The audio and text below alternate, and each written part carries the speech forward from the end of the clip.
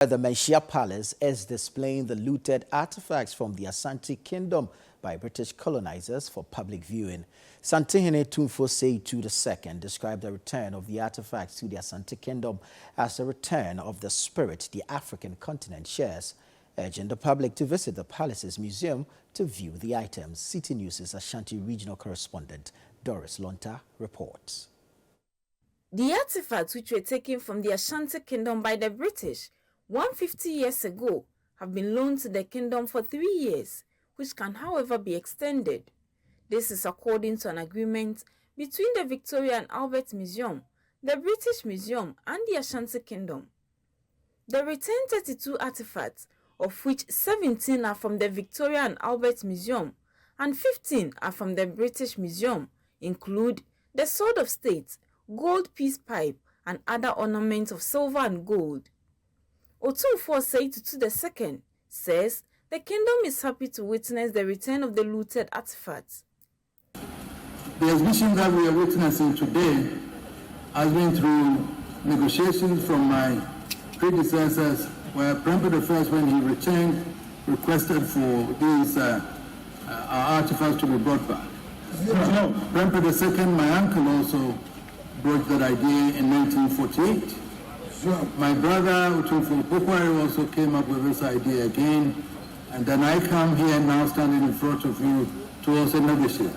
Then in May, when I traveled, I brought the matter up again with the British Museum, and through that meeting, here we are with all these items being returned to us. We thank them very much. It is not the end. I know we still have so much to do, but this is the first phase of it. And the agreement is for us to keep it for 3 years and then renew it for another 3 years. Interestingly, people are arguing that but these things are for us, why are they loaning it to us?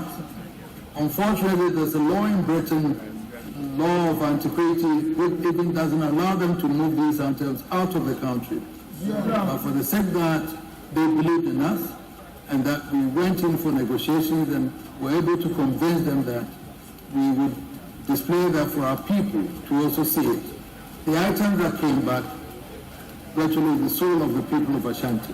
We are displaying this for you to see that the items that were stolen, looted, in 1874, not all of them was returned, but that what we have here still embodies the soul of Ashanti. The king also challenged upcoming artists and artisans to be creative and innovative and do better than their forebears in the industry, as it will promote culture and trade and generate revenue for the country and Africa. He added that he has instructed the Manhyia Palace Museum to design a project to support traditional arts in Ghana. These were created by our own artisans. Yes, we ask ourselves, are we able to do that in this modern day? No. In those days, in 1874 and early on, if we had artisans who have not been to universities being able to create this, why can't we do this now? No. So that is also a challenge to our students, that's a challenge to our young people and all that, to be able to be creative enough to be able to design these answers. So the spirit is back here, and then everybody should please visit. The Consul sword is there, the Nchemcha is there, everything up there are all being displayed for you to see that yes, as we said when they ransacked here, yes, it was true, yes, they are still keeping our artifacts, but we also are happy that they've agreed to retain some of these to us for display for our people to see. A board member of the trustees of the British Museum shared insights about the collaboration and future partnership between the British Museum and the Ashanti Kingdom. The British Museum recognises the importance of these objects to Ashanti people, and since the 1970s there have been calls for them to return to Ghana. Their display enables people of Ghana to directly engage with these objects and their history in a new and important way that has not been possible before. We at the British Museum are wholly committed to continuing this relationship, building on this loan in a manner based on friendship, trust, mutual respect and a willingness to discuss. In this respect, I am delighted that during his visit to the UK in the summer, Your Royal Majesty will give a lecture at the British Museum focusing on Ashanti culture and heritage. UNESCO representative in Ghana commended Ghana for the efforts and fight for the return of the looted items. UNESCO clearly states that the return and restitution of cultural properties is central to the 1970 Convention, and its duty is not only to remember, but to fundamentally safeguard the identity of peoples and to promote peaceful society whereby the spirit of solidarity will be strengthened.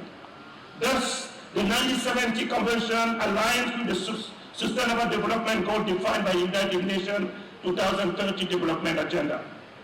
There are more to be identified and returned, as my predecessor have spoken, and returned to Ghana and continue to push for their return. We may also look at and resolve internal challenges around cultural property taken during local wars or conflicts. I commend Ghana for its effort in championing the return, reparations and restitution agenda for Africa and its diaspora. The Manhyia Palace is urging the public to visit the museum and learn more about these artifacts. The return of looted artifacts has brought so much excitement to Asantehene Otumfuo Seitu II and the entire Ashanti Kingdom.